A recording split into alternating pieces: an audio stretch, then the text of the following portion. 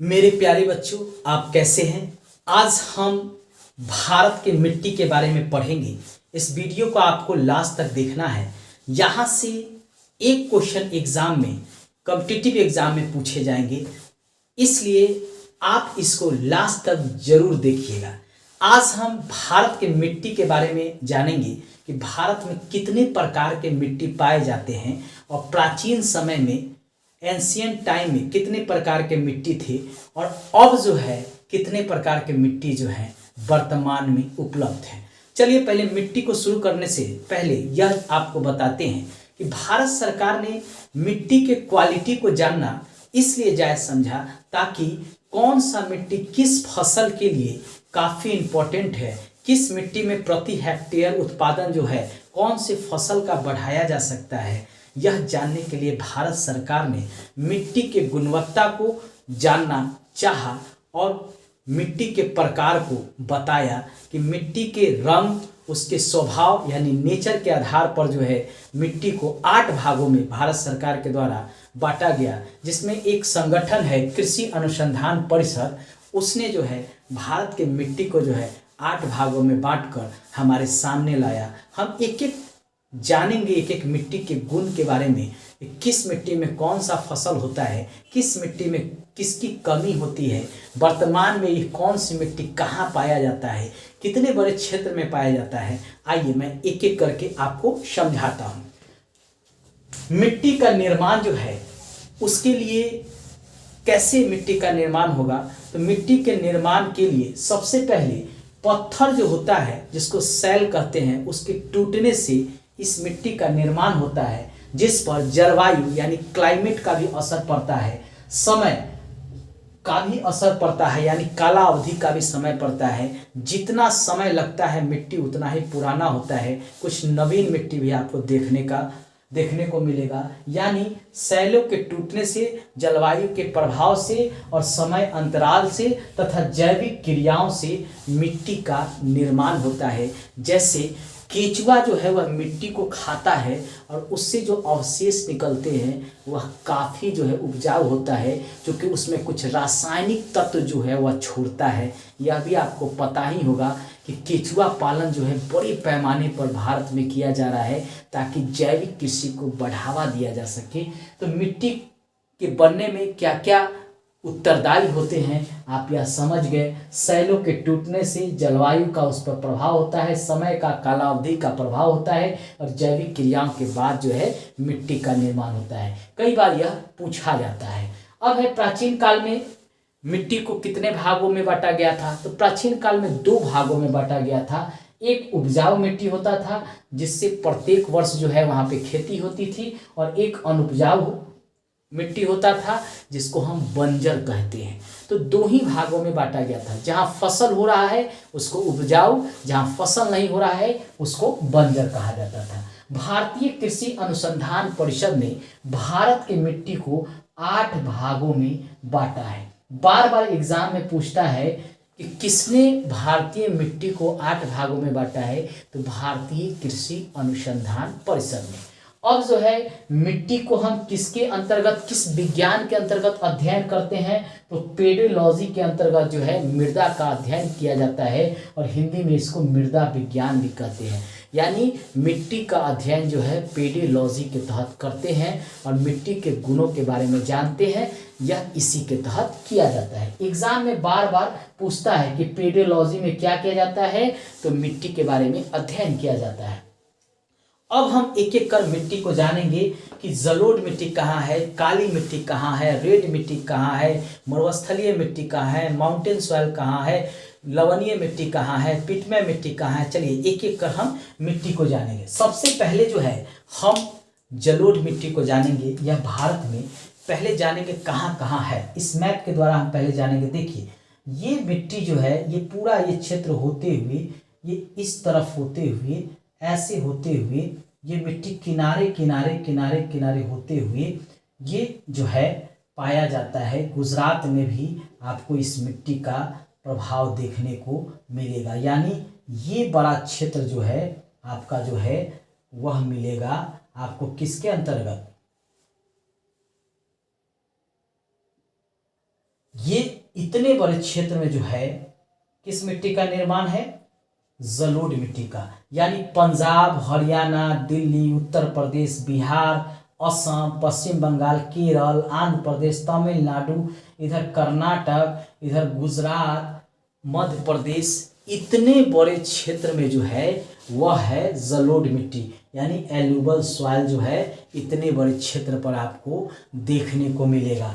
चलिए इसको जो है हम इस तरह डिनोट कर देते हैं ताकि अन्य मिट्टी के बारे में भी आपको पता चले। ये सभी जो है जलोढ़ मिट्टी के क्षेत्र हैं।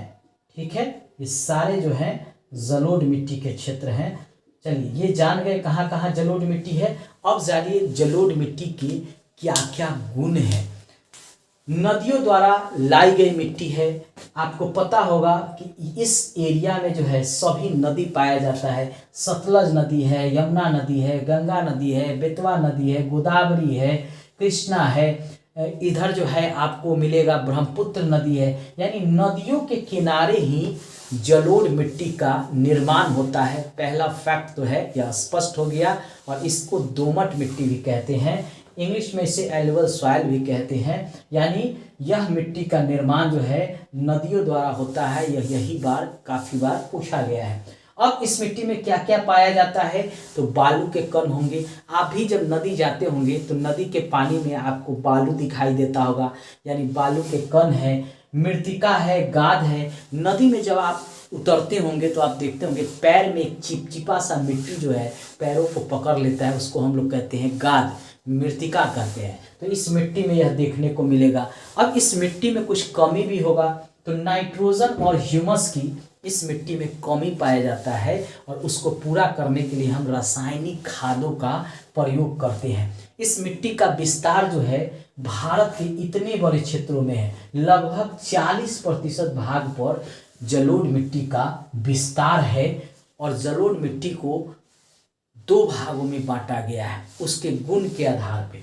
जलोढ़ मिट्टी को 2 भागों में बांटा गया, एक है बांगर और दूसरा है खादर। अब बांगर क्या है? तो यह पुरानी नदियों द्वारा लाई गई मिट्टी है जो कम उपजाऊ होती है, जबकि जो है खादर नई मिट्टी है और यह जो है नदियों द्वारा लाई गई नई मिट्टी और अधिक उपजाऊ होती है। एग्जाम में यही पूछता है बांगर और खादर के नेचर के बारे में, कौन अधिक उपजाऊ है, कौन अधिक उपजाऊ नहीं है। तो बांगर मिट्टी भी नदियों द्वारा ही लाई गई पुरानी मिट्टी है, यह कम उपजाऊ होती है क्योंकि उसमें रेत और कंकर की मात्रा जो है बांगर मिट्टी में काफ़ी होता है। क्या होता है कि मान लीजिए कि कोई नदी यहाँ से ऐसे गुजर रहा है, ठीक है। अब ये जो है आसपास जो है अपना पानी का विस्तार करेगा, यानी यहाँ मट्टी छोड़ेगा। अब ये नदी जो है अपना धारा यहाँ से चेंज कर लिया, इस क्षेत्र से चेंज करके अब इधर बह रहा है। अब इधर नदी बह ही नहीं रहा है तो इधर भी मिट्टी इसने जमा कर दिया, तो ये हो गए आपके बांगर। लेकिन अभी जो इस यहाँ जो ये नदी बह रहा है, इधर जो मिट्टी छोड़ेगा आसपास, वो कहाएगा खादर, यानी नवीन मिट्टी जो प्रत्येक साल नदियों द्वारा जो है खेतों में लाया जाता है, उसको कहते हैं हम लोग खादर, और वो काफ़ी उपजाऊ होता है। इसीलिए आप देखेंगे नदी के किनारे जो है फल फूल और सब्जी की खेती बड़े पैमाने पर इसीलिए किया जाता है क्योंकि उपजाऊ है, उसमें रासायनिक खाद या जैविक खाद की ज़रूरत उतना नहीं पड़ेगा और आसानी से जो है फसल हो जाएगा। तो आप देख लिए फसल क्या क्या होता है। तो जूट की खेती होती है, आपको पता है बिहार और बंगाल में जो है बड़े पैमाने पर जूट की खेती होती है। इसके अलावा गेहूं, चावल, गन्ना, दाल, सब्जी, फल, सभी चीज़ इसमें आसानी से उपजाया जाता है जलोढ़ मिट्टी में। मैप से भी आप समझ गए होंगे। इसके नीचे जो है ये वाला जो क्षेत्र है यह है ब्लैक सॉइल का, ठीक है, काली मिट्टी का यह वाला जो क्षेत्र है वह ब्लैक सॉइल का है। उसको हम आपको इस तरह करके दिखाते। ये जो है काली मिट्टी का क्षेत्र है। गुजरात में भी यह मिट्टी जो है पाया जाता है, गुजरात में भी यह काफ़ी मात्रा में पाया जाता है। इस मिट्टी को जो है हम गोला करके आपको बताते हैं। देखिए ये सब जो है ये काली मिट्टी है, ठीक है। ये आपका कौन सी मिट्टी था? जलोढ़ मिट्टी। ये आपका है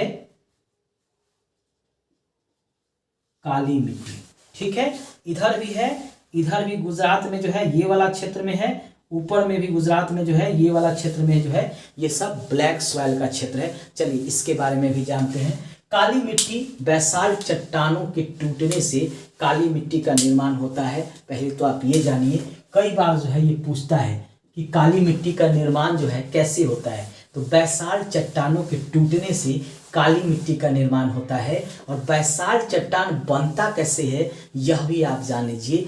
ज्वालामुखी के फटने से जो लावा निकलता है, मैग्मा निकलता है, उसके ठंडा होने से और उसके जमने से, रासायनिक क्रिया के दौरान बेसाल्ट चट्टान में परिवर्तित होने से और उस बेसाल्ट चट्टान के टूटने से काली मिट्टी का निर्माण होता है। यही एग्जाम में पूछता है कि काली मिट्टी का निर्माण किससे होता है, तो बेसाल्ट चट्टान से होता है। इसे लावा मिट्टी भी कहते हैं, क्योंकि ज्वालामुखी से निकले लावा से ही बनता है, तो इसे लावा मिट्टी भी कहते हैं। इसे काली मिट्टी भी कहते हैं, कपासी भी मिट्टी कहते हैं, क्योंकि यहाँ से कपास की खेती इस मिट्टी में सबसे अधिक मात्रा में होता है। और इसे रेगूर मिट्टी भी कहते हैं, क्योंकि इसमें नमी धारण करने की सबसे अधिक क्षमता होती है, इसीलिए इसे रेगूर मिट्टी भी कहा जाता है। यह भारत में 29% भागों में फैला हुआ है, यानी जलोढ़ मिट्टी के बाद दूसरे स्थान पर काली मिट्टी का ही नाम आता है। यानी सबसे ज़्यादा भारत में मिट्टी का विस्तार किसका है, तो जलोढ़ मिट्टी का, उसके बाद किसका है, तो काली मिट्टी का। अब है कि इसमें कमी क्या क्या है, तो इसमें नाइट्रोजन, फास्फोरस और ह्यूमस की कमी पाया जाता है। यह एग्जाम में बार बार पूछा जाता है। इसमें लोहा, एल्युमिनियम, तांबा की अधिकता पाया जाता है, यह भी याद रखिएगा। इसमें लोहा भी होता है, एल्युमिनियम भी होता है, यह काफ़ी प्रचुर मात्रा में होता है, इसीलिए अधिकतर खनिज लोहा, एल्युमिनियम के इसी मिट्टी के आसपास आपको देखने को मिलेंगे। अब इसमें फसल होगा तो सबसे ज़्यादा होता है कपास, और यही एग्जाम में पूछा जाता है कि कपास का फसल किस मिट्टी में होता है, तो काली मिट्टी में होता है। इसको आप अच्छे ढंग से याद रखिएगा। मूंगफली भी होता है, गन्ना भी होता है, लेकिन ये एग्जाम में उतना पूछा नहीं जाता है। चलिए अब है लाल एवं पीली मिट्टी का, इसको भी जानते हैं। रेड एंड येलो सॉइल कहाँ होता है, तो देखिए ये वाला जो क्षेत्र है, ये वाला किनारे किनारे, ये इधर वाला, ये आपका है लाल मिट्टी का। इसको हम इस तरह आपको बूंदा बूंदा से बता, ये सब जो है लाल मिट्टी का क्षेत्र है, याद रखिएगा। इधर इधर भी ये पूरा जो है लाल मिट्टी का है। कौन मिट्टी का है, लाल और पीली मिट्टी। ठीक है, इसको याद रखिएगा, लाल और पीली मिट्टी का ये क्षेत्र है। आपको छत्तीसगढ़ हो गया, झारखंड हो गया, उड़ीसा हो गया, आंध्र प्रदेश हो गया, ये सब लाल मिट्टी का क्षेत्र है। अब ये भी कैसे बनता है, तो ग्रेनाइट और नीस चट्टान के रूपांतरित होने से इस मिट्टी का निर्माण होता है, यानी रासायनिक क्रिया के दौरान जो है इस मिट्टी का निर्माण होता है। और इसमें भी लौह ऑक्साइड की प्रचुरता होती है, इसके कारण यह लाल रंग का दिखता है, लौह ऑक्साइड के उपस्थिति के कारण। आप झारखंड जाइएगा, छत्तीसगढ़ जाइएगा, तो वहाँ की मिट्टी आपको लाल दिखेगा, इसीलिए क्योंकि वहाँ पर जो है लौह ऑक्साइड की मात्रा उस मिट्टी में अधिक होती है। इसमें जो है यह भारत में 28% भागों में फैला हुआ है, यानी भारत की तीसरी सबसे बड़ी मिट्टी लाल मिट्टी है। इसमें मोटा अनाज बड़े पैमाने पर होता है, गेहूं की भी खेती जो है बड़े पैमाने पर इसमें किया जाता है। हमने मिट्टी पढ़ा, एक जलोढ़ मिट्टी, दूसरा काली मिट्टी, तीसरा हमने लाल मिट्टी। अब हम जान गए, जो हमारे एग्जाम के दृष्टिकोण से काफ़ी इम्पोर्टेंट है। अब चलते हैं लेटेराइट मिट्टी पर, यह चौथी मिट्टी है। भारत में यह पाया जाता है अधिकतर इस एरिया में, आपको हम मैप से दिखाते हैं। देखिए ये वाला जो क्षेत्र है, ये वाला क्षेत्र, यहाँ से यहाँ तक का क्षेत्र, और इधर जो है ये वाला क्षेत्र जो हम क्रॉस का चिन्ह लगा रहे हैं, ये वाला क्षेत्र, ठीक है, ये सब लेटेराइट मिट्टी के अंतर्गत आता है। अब इसमें क्या क्या पाया जाता है, क्या विशेषता है, इसको जानते हैं, क्योंकि एग्जाम के दृष्टिकोण से ही हम किसी चैप्टर को पढ़ते हैं कि ताकि वहां से एग्जाम में क्वेश्चन आए, तो हम इस चीज को भी जानते हैं। चलिए, लेटेराइट मिट्टी अत्यधिक तापमान और वर्षा के कारण जो है लेटेराइट मिट्टी का निर्माण होता है। अब देखिए ये असम है, यहाँ पे सबसे अधिक वर्षा होता है, मेघालय में वहाँ पे सबसे अधिक वर्षा होता है।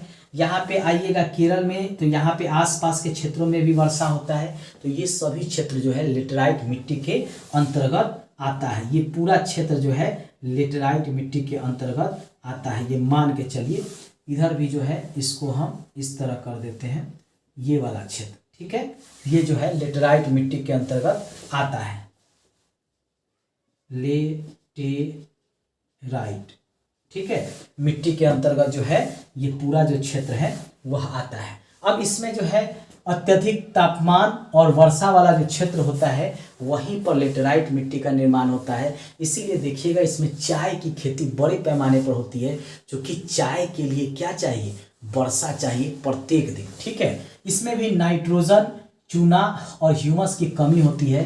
कई बार एग्जाम में यह पूछा जाता है। इसमें सबसे अधिक चाय की खेती होती है, फिर इलायची की खेती होती है, कहवा होता है, काजू होता है। बार बार एग्जाम में पूछा जाता है कि किस मिट्टी में बड़े पैमाने पर चाय की खेती होती है, तो लेटेराइट मिट्टी में होती है। इसमें चूना और जिप्सम को मिलाकर इस मिट्टी को काफ़ी उपजाऊ बनाया जा सकता है। प्राचीन समय में जो है चूना और जिप्सम मिलाकर इस मिट्टी को उपजाऊ बनाया जाता था। यह भी याद रखिएगा, बार बार ये एग्जाम में पूछा जाता है। अगला मिट्टी है पर्वतीय मिट्टी, और इसको वन मिट्टी यानी माउंटेन सॉइल भी कहते हैं और फॉरेस्ट सॉइल भी कहते हैं। कई बार एग्जाम में पूछा गया है। यह पर्वतीय ढालों पर इस मिट्टी का निर्माण होता है। पत्थरों के टूटने से इस मिट्टी का निर्माण होता है। इसे नवीन मिट्टी भी कहते हैं। वर्तमान में इस मिट्टी का निर्माण अभी भी हो रहा है, इसलिए इसको याद रखिएगा। अब इसमें कमी क्या है, तो इसमें ह्यूमस की अधिकता होती है। अभी हमने जितने मिट्टी को पढ़ा उसमें देखा कि ह्यूमस की क्या था, कमी था, लेकिन इस मिट्टी में क्या है, ह्यूमस की अधिकता होता है। कारण है कि आपको बताते चले, पर्वतीय इलाका है, पहाड़ी इलाका है, जंगली इलाका है, तो सीधी सी बात है पेड़ पौधा होंगे, जीव जंतु होंगे। जीव जंतु के मरने के बाद, पेड़ पौधा के सड़ने गलने के बाद जीवाश्म का निर्माण होता है। इसीलिए इसमें जीवाश्म की मात्रा जो है सबसे अधिक होती है, यानी ह्यूमस जो है सबसे अधिक देखने को मिलता है। इसमें पोटास और फास्फोरस की कमी होती है, इसको भी आप याद रखेंगे। यहाँ भी चाय, कहवा, अधिकतर जो है यहाँ पे बागवानी फसल मिलेगा। सेब का बागान, फल का बागान, फूल का बागान, ये सब यहाँ पे आपको देखने को मिलेगा। अब ये कौन सा क्षेत्र है, तो ये वाला जो क्षेत्र आप देख रहे हैं, ये पूरा क्षेत्र इधर बिहार, यूपी, ये अरुणाचल प्रदेश, ये सारा जो क्षेत्र है आपका वह है कौन सा, पर्वतीय मिट्टी। ये है पर्वतीय मिट्टी का ये क्षेत्र है, ठीक है, यहाँ से लेकर पूरा यहाँ तक। यानी अगर देखें तो राजस्थान का नहीं, ये आएगा आपका क्या, जम्मू कश्मीर। ये वाला क्षेत्र जो है जम्मू कश्मीर, ये जो है लद्दाख, ये जो है कौन सा हो जाएगा यहाँ पे हिमाचल प्रदेश, यहाँ पे उत्तराखंड, उत्तर प्रदेश, बिहार, सिक्किम और अरुणाचल प्रदेश, और थोड़ा सा यहाँ पे जो है आपका दार्जिलिंग का भी क्षेत्र आ जाता है। इतने बड़े क्षेत्रों पर जो है पर्वतीय मिट्टी का निर्माण है, और यहाँ पे बागवानी फसल बड़े पैमाने पर होता है। यही प्रश्न जो है एग्जाम में बार बार पूछा जाता है कि नवीन मिट्टी यानी नई मिट्टी का निर्माण कहाँ हो रहा है, तो पर्वतीय मिट्टी यानी माउंटेन सॉइल, फॉरेस्ट सॉइल में, और इस मिट्टी में बागवानी फसल के लिए काफ़ी इम्पोर्टेंट है। अगला है मरुस्थलीय मिट्टी। तो ये वाला जो क्षेत्र है आपका, ये वाला, ये है आपका मरुस्थलीय मिट्टी, इसको याद रखिएगा, मरुस्थलीय मिट्टी। अब मरुस्थलीय का अर्थ है कि इस मिट्टी में रेत की मात्रा अधिक होगी, सीधी सी बात है। इसमें नाइट्रोजन, ह्यूमस और नमी जो है काफ़ी कम देखने को मिलता है। पानी इस मिट्टी में होगा ना, शुष्क मिट्टी होगा, सीधी सी बात है। वर्षा कम हो रहा है, गर्मी अधिक पड़ रहा है, तो वहाँ का वातावरण शुष्क होगा, और शुष्क होने के कारण जो है उस मिट्टी जो है अधिकतर रेतीली होगी, सीधी सी बात है। तो इस मिट्टी में नाइट्रोजन, ह्यूमस और नमी कम देखने को मिलता है। अधिकतर मोटे अनाज होता है, इसमें रेत की मात्रा अधिक है। यानी ये थार वाला जो क्षेत्र है, यही क्षेत्र है। यहाँ पे वर्तमान में सतलज नदी से इंदिरा गांधी नहर निकाला गया है, इस रास्ते होते हुए, क्योंकि यहाँ से आपको पता ही है सतलज नदी जो है यहाँ राकस ताल से निकलता है, ऐसे होते हुए जो है ये पंजाब तक आता है और यहीं से जो है आपका इस किनारे किनारे होते हुए आपका निकाला गया है इंदिरा गांधी नहर सतलज नदी से ही, और उसी के सहारे जो है यहाँ पे पानी जो है उपलब्ध कराया जा रहा है ताकि कृषि और पानी की जो समस्या है पीने से संबंधित उसकी पूर्ति हो सके। अगला है पिटमय मिट्टी। यह मिट्टी जो है बीच बीच में कहीं कहीं पर आपको देखने को मिलेगा जहां तहाँ, ठीक है। यह ऐसे क्षेत्रों में होता है जो दलदली क्षेत्र होता है, उसमें इसका निर्माण जो है पिटमय मिट्टी का होता है, यानी दलदली क्षेत्र वाला क्षेत्र जहां पे पानी का जमाव होगा वहां पे क्या होगा, पशु पक्षियों पेड़ पौधे जो है वह भी होंगे, तो वहां पे ह्यूमस की भी अधिकता होगी, यानी जीवाश्म की भी अधिकता देखने को मिलेगा। काफ़ी उपजाऊ मिट्टी इसको माना जाता है। इसमें भी फास्फोरस और पोटास की कमी होती है। गेहूं, गन्ना, दाल इत्यादि की इसमें जो है खेती होती है। अंतिम मिट्टी है लवण युक्त मिट्टी, जिसे लवण युक्त मिट्टी। इस मिट्टी में फसल बहुत कम देखने को मिलता है, क्योंकि यह ऐसे क्षेत्रों में होता है जहां इसका समुद्र से जुड़ाव होता है। जैसे आपको यहाँ पे मिलेगा ये मिट्टी, उसके बाद यहाँ पे ये मिट्टी बड़े पैमाने पर मिलेगा। समुद्र के किनारे किनारे जो है इस मिट्टी का जो है जमाव पे अधिक देखने को मिलता है, इसीलिए इसे कहा जाता है लवण युक्त मिट्टी, यानी नमकीन मिट्टी। नमक की मात्रा इसमें अधिक होती है, नमकीन होता है। अब जिसमें नमक की मात्रा अधिक होगा वह मिट्टी जो है कृषि योग्य होगा ही नहीं, तो इसीलिए कहा जाता है कि यह वैसे क्षेत्रों में होती है जहाँ पे वाटर लॉगिंग वाला यानी जल आक्रांत वाला क्षेत्र होता है।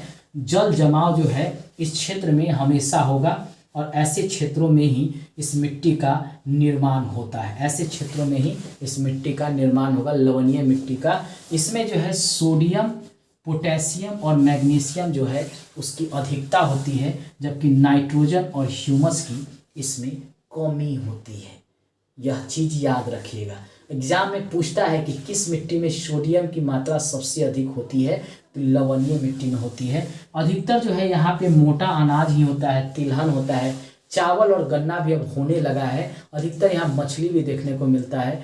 रासायनिक खाद का उपयोग करके और जो है क्रॉस सीड जिसको कहते हैं संकर बीज, उसका उपयोग करके अब धीरे धीरे जो है यहाँ पर जो है खेती किया जाने लगा है। चलिए स्क्रीनशॉट ले लीजिए आप।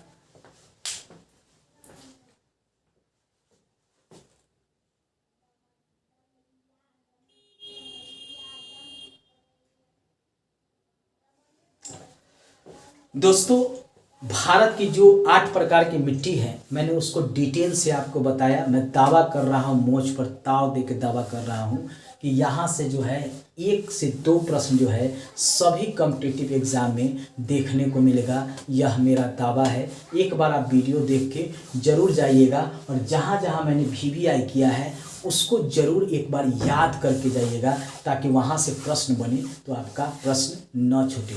लास्ट में ही कहेंगे कि सब्सक्राइब कर लीजिए, लाइक कर लीजिए, शेयर कर लीजिए, ताकि मेरा भी कॉन्फिडेंस बढ़े और आपको भी लाभ मिले। प्रत्येक वीडियो जो है आप तक पहुँच जाए, जरूर घंटी दबा लीजिएगा। धन्यवाद।